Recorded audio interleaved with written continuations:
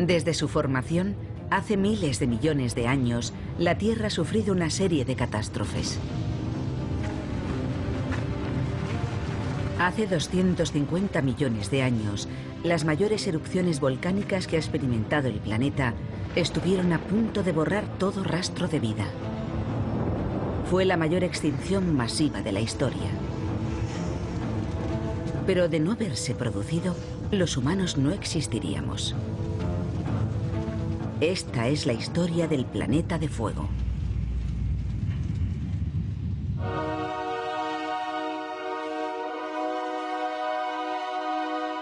Catástrofe, planeta de fuego.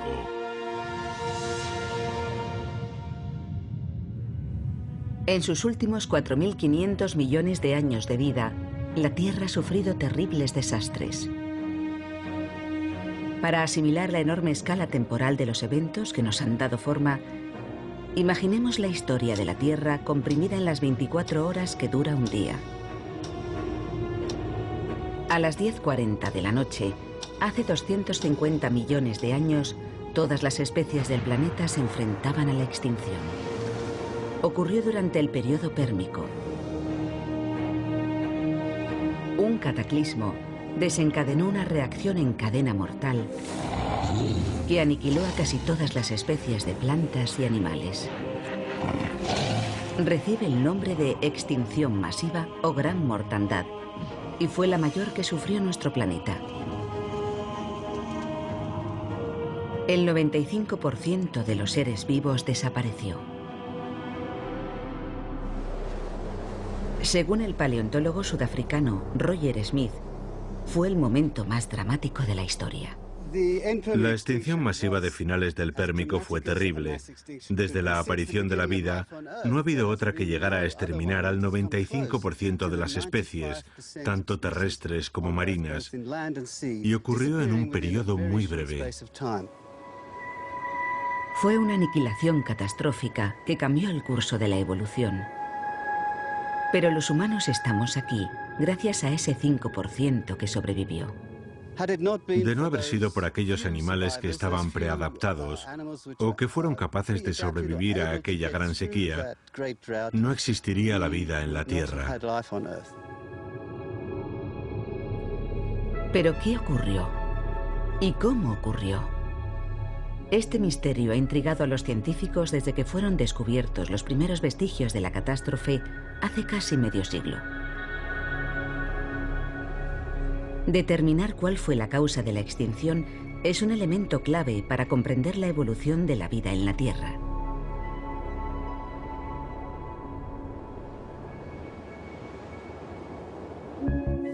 La cuenca del Karoo, en Sudáfrica, estuvo poblada en otro tiempo por multitud de especies anteriores a los dinosaurios. Hace 250 millones de años tenía un aspecto muy diferente. Las lluvias de las montañas alimentaban ríos con el caudal del Mississippi que serpenteaban por las llanuras. Aquí había un ecosistema estable y plenamente desarrollado. Los dictodones eran unos pequeños y abundantes herbívoros que se refugiaban entre la vegetación y vivían en madrigueras.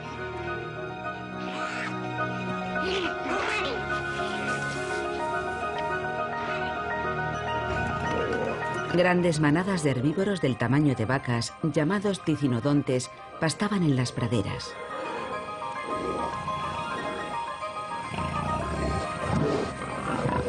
Pero un voraz asesino acechaba las manadas.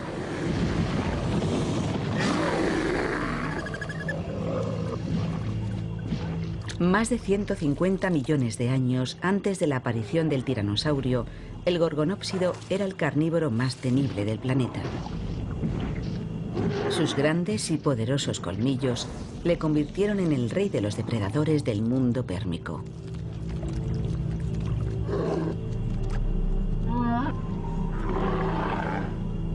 Pero todos estos animales estaban condenados. Ninguno de ellos sobrevivió a la extinción masiva. ¿Pero qué acabó con ellos?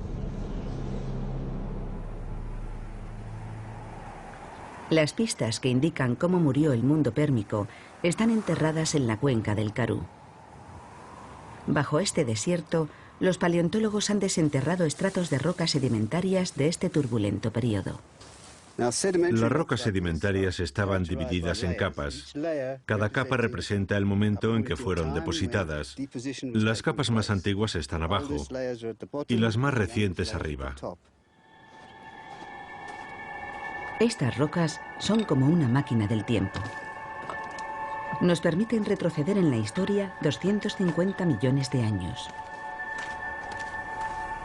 Uno de los estratos superiores contiene pistas sobre la posible causa de la extinción pérmica. Estamos sentados en lo alto del periodo pérmico y este intervalo nos muestra algo muy dramático grabado en su registro geológico. Debajo de mí, estas rocas verdosas, grises y azuladas indican que en el entorno había mucha humedad. En estas capas abundan los fósiles. Pero por encima de este estrato, la historia es muy diferente. De repente todo se vuelve rojo, y ese enrojecimiento es una indicación de sequedad y de calentamiento repentino. Estas rocas rojizas revelan un repentino y violento ascenso de las temperaturas y señalan que en ese momento la vida en la Tierra estuvo a punto de extinguirse. Los fósiles nos indican que a partir de ese punto no queda prácticamente nada. Se convierte en una zona muerta. La vida casi había dejado de existir. Y no solo aquí. La misma zona muerta de piedra roja se encuentra en todo el mundo. Lo que significa que hace 250 millones de años, el cambio climático y la extinción masiva afectaron a todo el globo. Algo muy grande a escala planetaria elevó las temperaturas unos 10 grados centígrados, acabando prácticamente con todos los seres vivos. Son las 10:40 de la noche en nuestro reloj de la historia. Hace 250 millones de años, el planeta se hallaba en caída libre climática. La temperatura había ascendido unos 10 grados centígrados. El repentino y dramático calentamiento cambió el curso de la evolución en la Tierra y causó una extinción masiva tan devastadora que, según algunos científicos, tuvo que ser provocada por algo extraordinario, algo extraterrestre. ¿Pudo ser el impacto de un asteroide?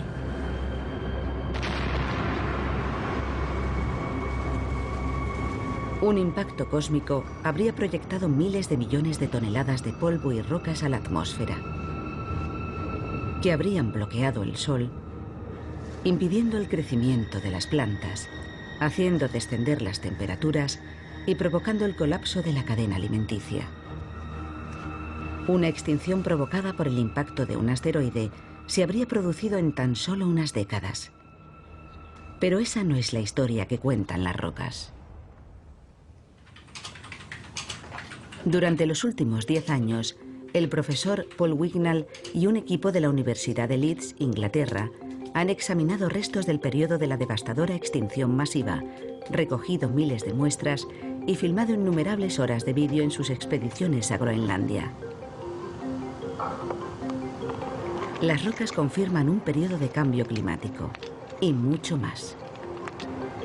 Registran la historia de la extinción masiva, tanto en la Tierra como en el mar, y nos ofrecen una imagen de la mortandad mucho más clara de lo que podíamos imaginar. La extinción masiva es la mayor escena del crimen de todos los tiempos en cuanto a fósiles, y Groenlandia en particular está llena de pistas. Hay una enorme cantidad de indicios que nos permiten reconstruir lo ocurrido con gran detalle. Es uno de los registros más importantes de ese periodo. Estas rocas de Groenlandia ofrecen muchos argumentos contra la teoría del impacto de un asteroide. En el caso de un impacto, la extinción habría empezado muy rápido, en cuestión de días o semanas. Todo habría muerto en cuestión de años. Y en el registro fósil debería haber una separación radical, una línea que indicara un cambio brusco. Y no es eso lo que vemos. Las rocas de Wignall indican que la extinción no se completó hasta pasados 100.000 años. Demasiado tiempo para ser el resultado del impacto de un meteorito.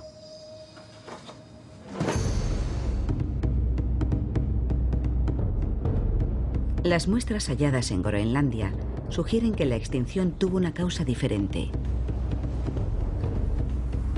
Y el geólogo Mike Benton cree saber cuál fue. Él piensa que el desastre comenzó en las profundidades de la Tierra. Descartado un impacto, el tipo de catástrofe más dramático e instantáneo es el que habría desencadenado algún tipo de erupción volcánica. Así que es ahí donde debemos empezar a buscar. Los volcanes son la mayor fuerza destructiva de la naturaleza. Impulsados por una presión inimaginable en las profundidades del planeta, inundan nuestra atmósfera con gases tóxicos y roca fundida. En 1975, en Rusia, la erupción del monte Tolbachik fue tan descomunal que la pluma de ceniza y polvo era visible desde el espacio.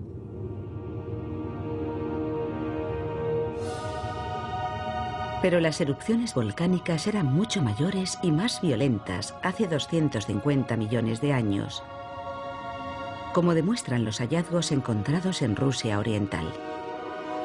En Siberia, bajo las llanuras heladas de uno de los rincones más remotos de la Tierra, hay restos de la catástrofe que pudo haber acabado con la vida en nuestro planeta. Una vasta extensión de antiguas masas de lava que forman un sombrío paisaje conocido como las trampas siberianas. Las trampas siberianas son un fenómeno volcánico que no se da hoy en día y representan la forma de vulcanismo más extrema que ha producido la Tierra. A su lado, cualquier erupción que podamos ver en la actualidad sería insignificante. Al final del periodo pérmico, millones de kilómetros cúbicos de magma se agitaban bajo la corteza siberiana. La región entera empezó a bombarse.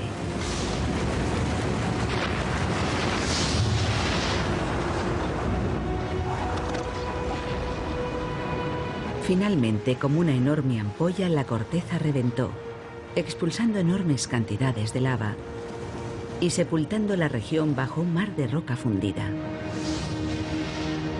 Un tipo de erupción denominada inundación basáltica. Esta fue la fuerza que provocó la extinción masiva. Hace 250 millones de años, la inundación basáltica de Siberia cubrió un área de la extensión de Estados Unidos bajo 1,5 kilómetros de roca fundida. Siberia terminó calmándose. Pero Islandia sigue siendo una de las zonas geológicamente más activas del mundo. Mike Benton investiga el terrible impacto que pudo tener aquí una pequeña inundación basáltica. Estamos en medio de un campo de lava en Laki, donde se produjo una inundación basáltica muy bien documentada que puede servir como una buena analogía de las trampas siberianas. En 1783 hubo aquí una erupción volcánica que duró unos 8 meses.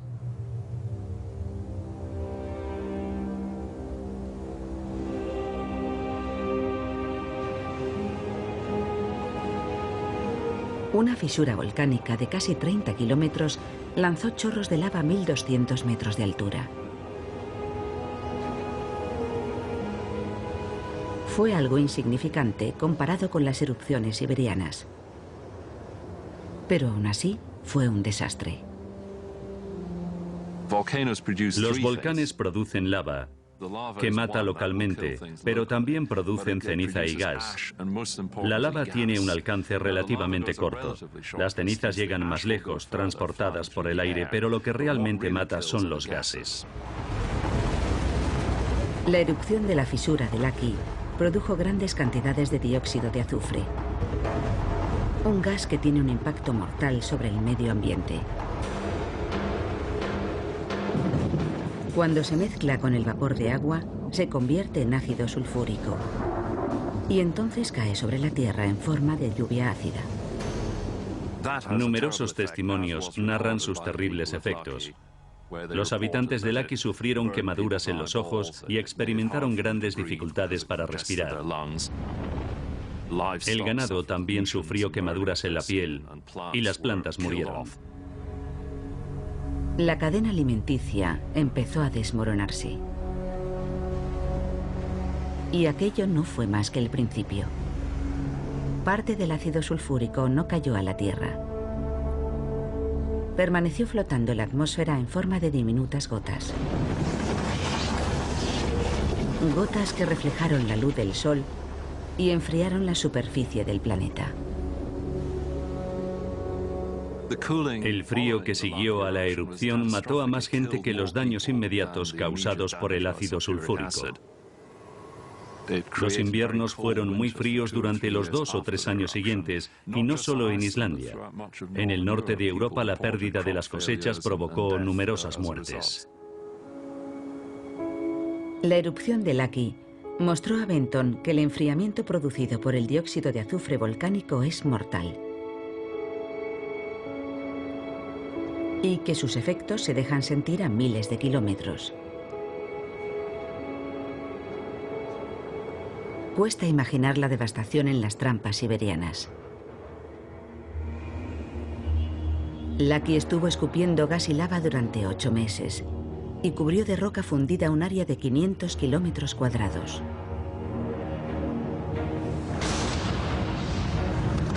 La erupción de las trampas siberianas duró casi medio millón de años y cubrió de lava más de 5 millones de kilómetros cuadrados.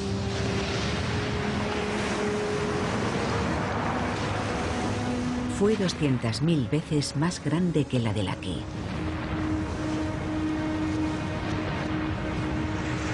Benton ha conseguido reconstruir la cadena de eventos que convirtieron las erupciones de Siberia en un exterminador global. La secuencia más probable empieza con estas erupciones masivas en Siberia, que cubren de lava miles de kilómetros cuadrados de paisaje y provocan la destrucción y la devastación allá donde llegan. Las erupciones liberaron miles de millones de toneladas de dióxido de azufre, lo que dio lugar a lluvias ácidas e inviernos volcánicos e hizo caer las temperaturas.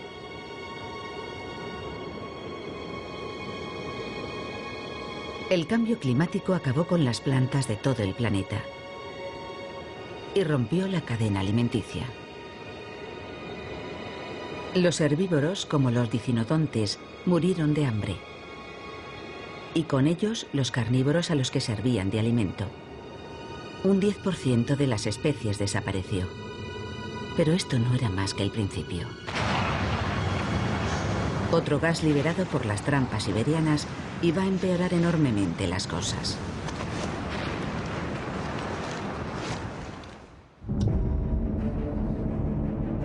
Son las 10:40 de la noche en el reloj de la Tierra.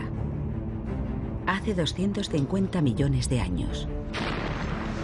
Una serie de colosales erupciones han sumido al planeta en el caos. El dióxido de azufre liberado por las trampas siberianas ha diezmado a las especies. En Inglaterra, el paleontólogo Paul Wignall realiza autopsias a las víctimas de la extinción masiva. Los fósiles que ha recogido en Groenlandia atestiguan los efectos de los gases volcánicos. Las plantas fueron las primeras en verse afectadas. El registro fósil refleja un cambio en su composición. Y también empiezan a aparecer esporas con mutaciones muy extrañas.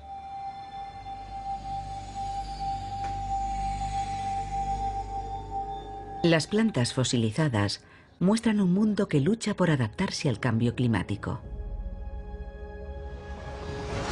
Y también registran los efectos de otro mortífero gas volcánico, el dióxido de carbono.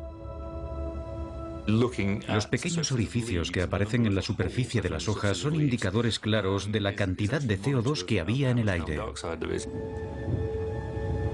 Las plantas necesitan dióxido de carbono para crear energía y lo absorben a través de diminutos orificios en la cara interior de las hojas.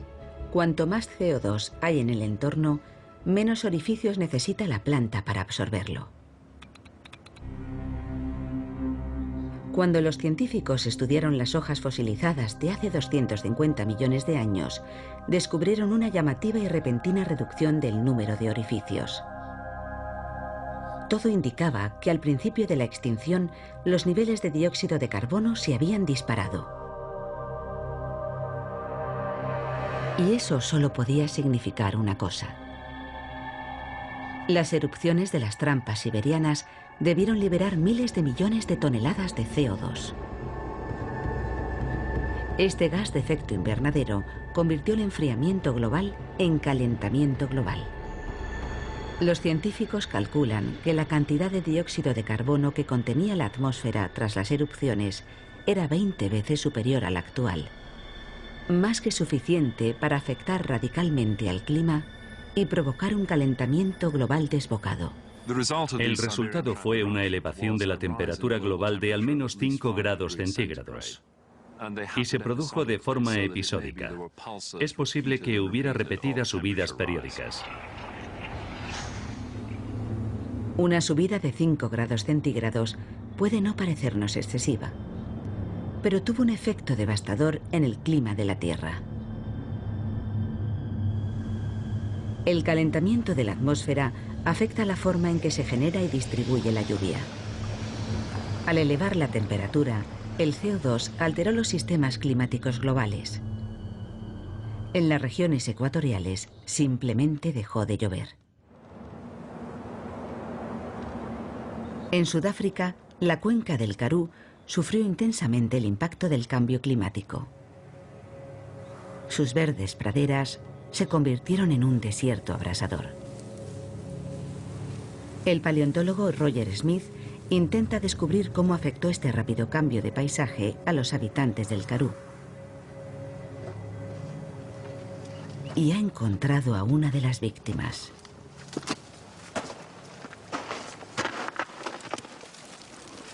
Esto es un cráneo fosilizado de Dicinodonte. Tenía el tamaño de una vaca y era uno de los últimos herbívoros del Pérmico. Y estaba a este nivel, justo por debajo de la extinción, así que tal vez representa el último estertor de los herbívoros de aquel periodo. El calentamiento global marcó un punto de inflexión evolutivo en la historia de la Tierra. Animales y plantas sucumbieron a la sequía y al hambre. Un 35% de las especies pereció. Pero los efectos de la erupción apenas habían empezado a dejarse sentir. La subida de las temperaturas desencadenó un efecto dominó y comenzó la siguiente fase de la terrible extinción. Esta vez en los océanos.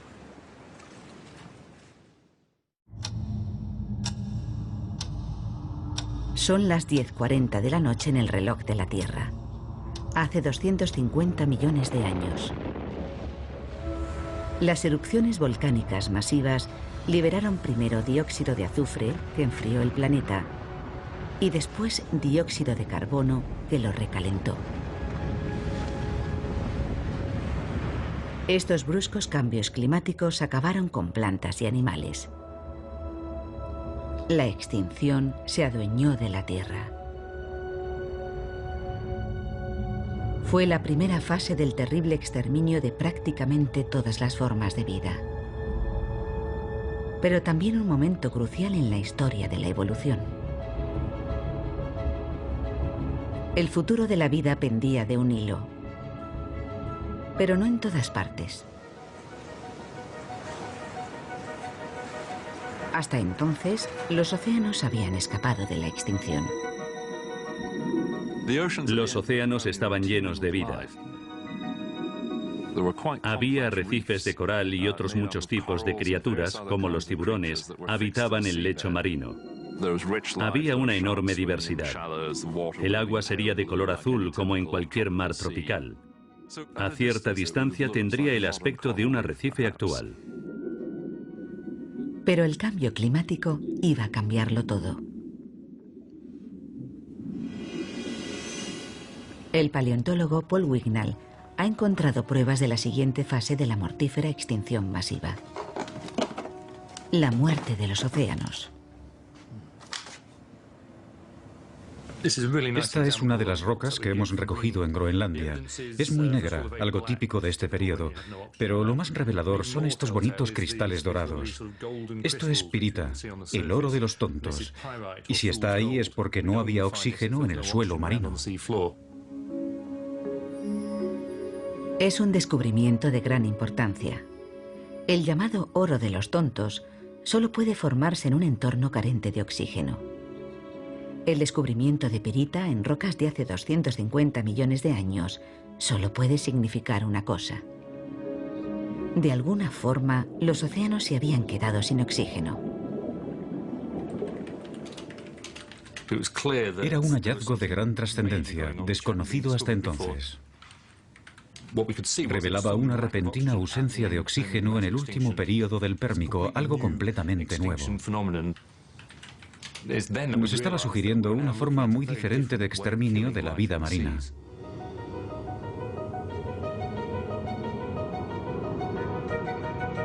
Pero un descenso en los niveles de oxígeno no bastaba para explicar la muerte de tantas especies.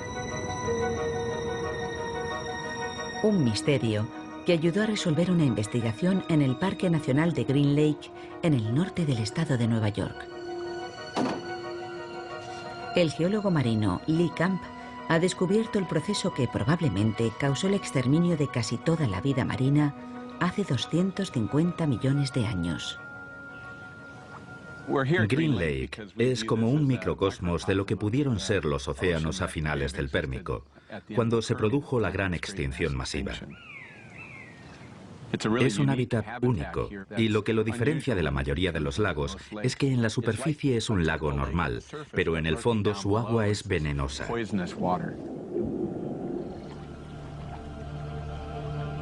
El lago tiene un aspecto normal, pero bajo la superficie se está muriendo, igual que los antiguos océanos del Pérmico. El agua se está estancando y los niveles de oxígeno están descendiendo.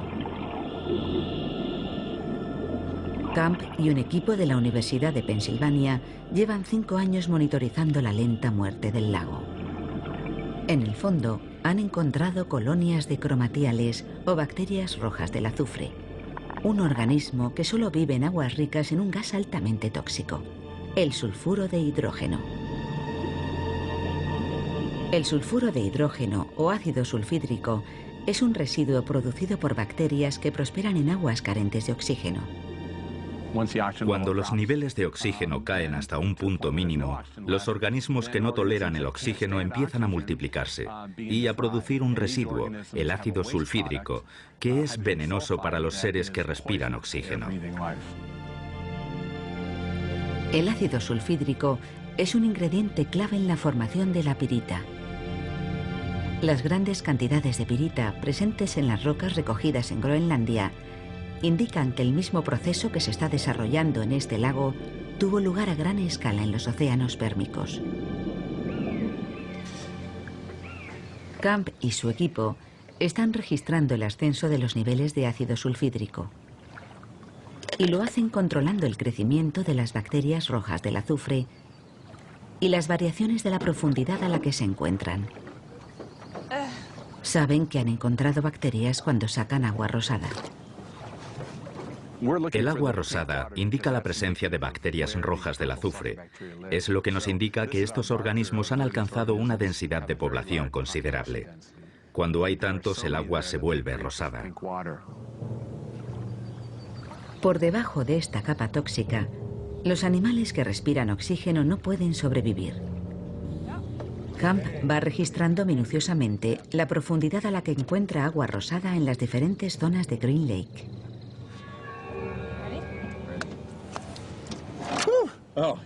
Sí, huele a huevos podridos. Es espantoso. Según descienden los niveles de oxígeno en el lago, aumenta la presencia de ácido sulfídrico y aparece agua rosada cada vez más cerca de la superficie. Eso significa que el veneno está ascendiendo y matando a todos los animales que respiran oxígeno. Green Lake es solo una pequeña extensión de agua, pero imaginemos el mismo fenómeno a escala global. En los océanos pérmicos, vistos desde el espacio, las zonas que hoy aparecen verdes habrían tenido un color rosado por la abundancia de bacterias rojas del azufre. La investigación de Camp nos permite imaginar lo que ocurrió en los océanos del mundo durante la extinción masiva. Las rocas del mismo periodo muestran que fue un fenómeno global. Los océanos y los mares se quedaron sin oxígeno y se llenaron de veneno. Algo muy grande debió provocar la desaparición del oxígeno. ¿Pero qué? En Green Lake, la causa ha sido el estancamiento.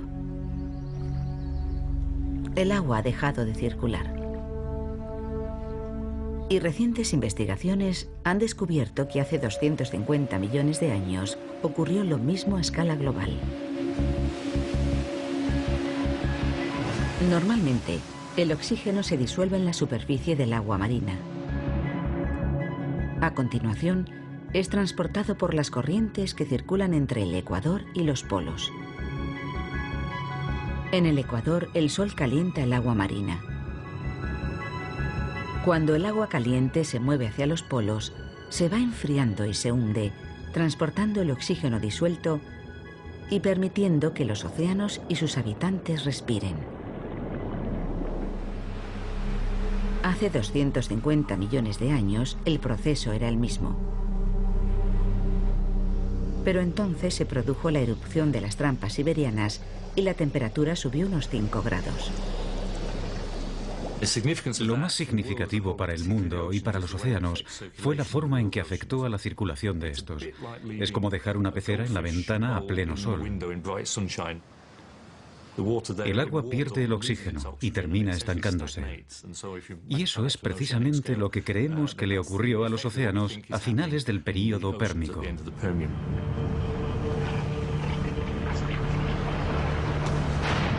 Hace 250 millones de años, el rápido calentamiento global generado por los gases volcánicos no solo elevó la temperatura de la atmósfera, también calentó los océanos. Estos dejaron de transportar el oxígeno y se estancaron, empezando a producir ácido sulfídrico y convirtiéndose en un caldo de cultivo ideal para las bacterias. Creemos que el calentamiento provocó la acumulación de ácido sulfídrico en el océano profundo. Las concentraciones de ácido llegaron a ser tan altas que terminaron invadiendo la superficie y expulsando a todos los organismos que respiraban oxígeno al arrebatarles su espacio vital.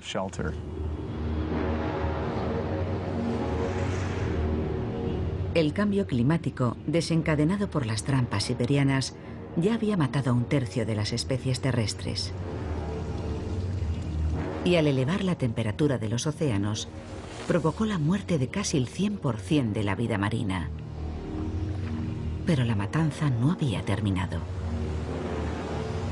Oculto en el fondo de los océanos aguardaba otro asesino. El que iba a acabar prácticamente con el resto de los seres vivos del planeta.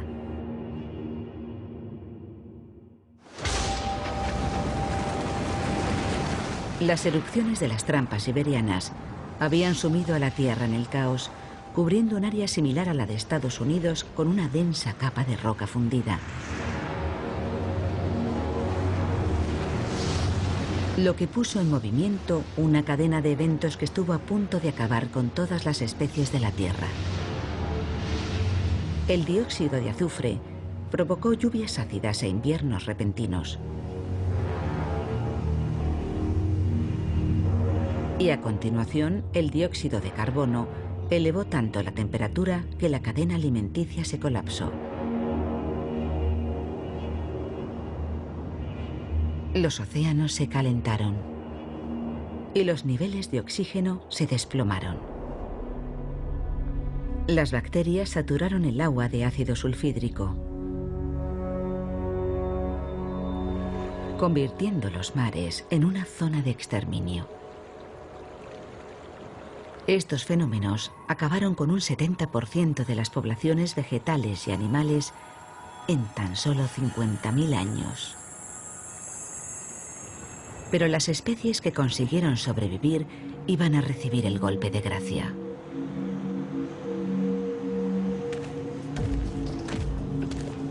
En Islandia, Mike Benton está buscando pistas sobre la causa de esta oleada final de extinciones.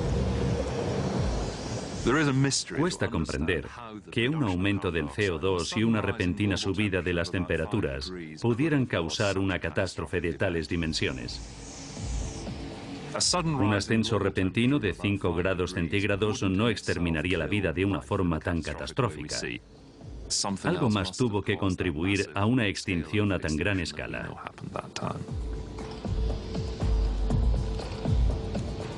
Las trampas siberianas desencadenaron un calentamiento global que acabó con un gran número de especies, primero en tierra y después en el mar. Pero las temperaturas volvieron a subir, otros 5 grados.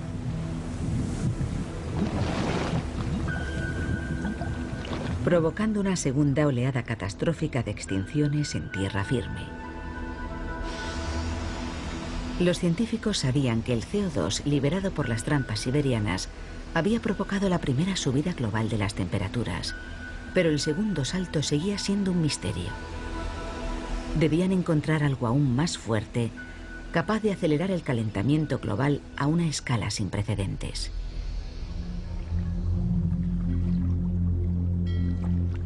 Y encontraron la respuesta a este misterio en el fondo del océano, frente a la costa californiana de Santa Bárbara. Mar adentro, a 1,5 kilómetros del litoral, el climatólogo de la Universidad de California, Ira Leifer, está monitorizando un fenómeno muy poco usual. Está observando un gas de efecto invernadero, pero no dióxido de carbono, sino metano. El metano que existe en las profundidades de la Tierra se filtra a través de la corteza terrestre hasta llegar al lecho marino y en esta zona, formando una columna de agua, sube a la superficie en forma de burbujas. Se pueden ver estas columnas de burbujas en zonas costeras de todo el planeta. Y esta, al sur de California, brinda al equipo de Leifer una oportunidad única de estudiarla de cerca. Buceando en las frías aguas del Pacífico, sus alumnos recogen muestras de metano recién salidas de una fumarola, que indican que en lo relativo al calentamiento global, el metano es un supergas. El metano es un gas de efecto invernadero muy potente, unas 20 o 25 veces más potente, molécula por molécula, que el CO2. Es decir, que si liberamos en la atmósfera una molécula de cada gas, la de metano tendrá un efecto 20 veces mayor. La cantidad de metano liberada por fumarolas como esta es demasiado pequeña para explicar la subida adicional de 5 grados registrada hacia el final de la extinción masiva. Pero hay otra fuente de este gas que sí podría haberlo hecho. En el océano profundo, la parte más inexplorada y menos conocida de la Tierra, hay enormes cantidades de una sustancia llamada hidrato de metano.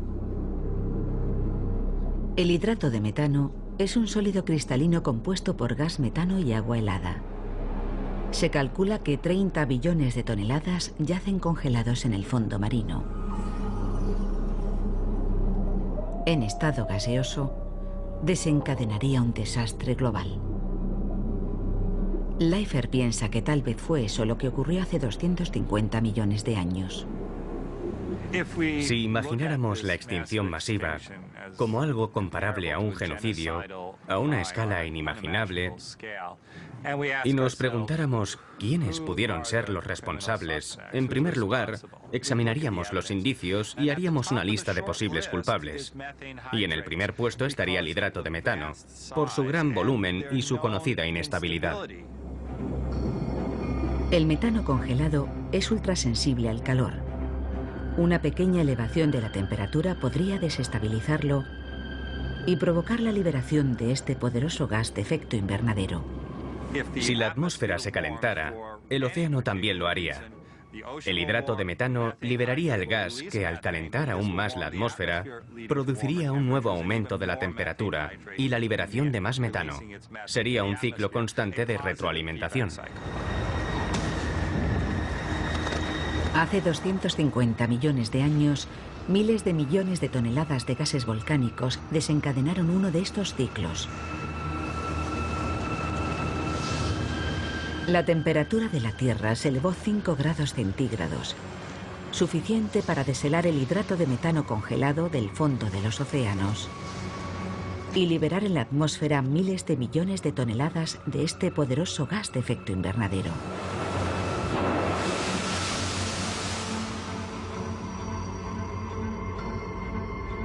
Las temperaturas se elevaron otros 5 grados. El mundo estaba 10 grados más caliente. La vida no pudo adaptarse a este repentino cambio climático.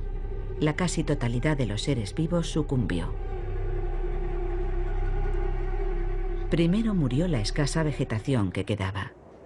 Después, los pocos herbívoros supervivientes. Y con ellos, los últimos carnívoros.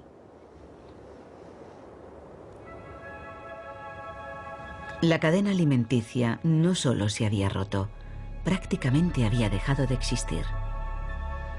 Pero a pesar de esta abrumadora serie de catástrofes, la vida evolucionó y con ella la raza humana. Debemos nuestra existencia a unos héroes de 4 patas casi desconocidos. Hace 250 millones de años, el planeta había sido arrasado por salvajes erupciones volcánicas. Los gases tóxicos liberados provocaron un caos climático global y casi exterminaron la vida en la Tierra. Para las especies dominantes no había la menor esperanza de supervivencia. Los gorgonópsidos, por ejemplo, debieron ver cómo cambiaban sus dominios. Sus presas eran cada vez más escasas y la temperatura aumentaba rápidamente. Y así fue como desaparecieron, ellos y todo su entorno. Para estos temibles depredadores y para casi todos los seres vivos había llegado el fin. Pero en realidad fue un nuevo principio. Las catástrofes pueden poner a cero el reloj evolutivo. La dirección en que avanza la evolución puede cambiar totalmente porque las especies dominantes desaparecen y otras que antes tenían un papel menos significativo tienen su oportunidad. Hace 250 millones de años, la extinción masiva brindó una oportunidad evolutiva única a un pequeño y modesto animal. El cinodonte era un aperitivo habitual de los gorgonópsidos, pero al aprender a refugiarse en sus madrigueras, se mantuvo fuera del alcance de los depredadores. Un hábito que resultó muy útil cuando el cambio climático abrasó la superficie de la Tierra. Los tubérculos y raíces subterráneas le proporcionaron alimento y agua. En la cuenca del Karoo, en Sudáfrica, el paleontólogo Roger Smith ha hecho un importante descubrimiento.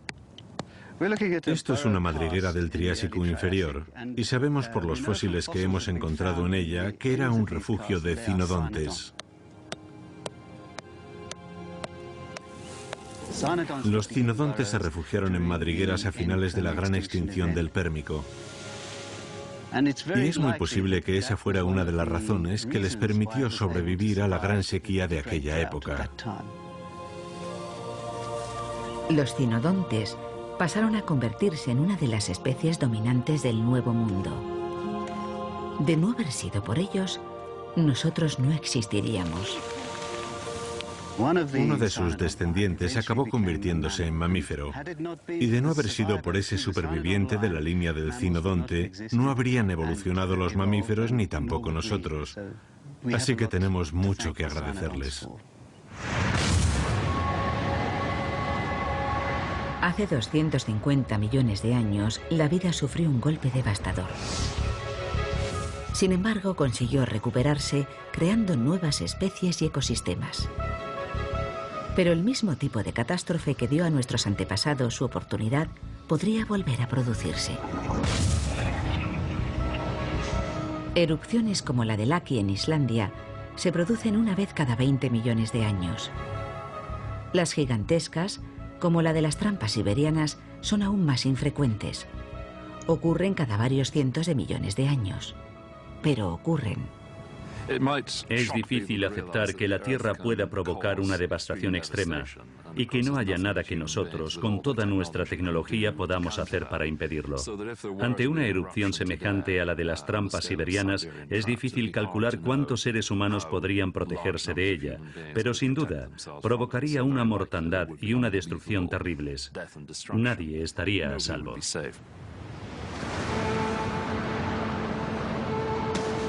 Pero es posible que la mayor amenaza al futuro de la humanidad no sea un fenómeno natural. Por primera vez en la historia, la especie dominante del planeta está alterando el delicado equilibrio de su ecosistema. Nuestras emisiones de dióxido de carbono están teniendo un impacto catastrófico.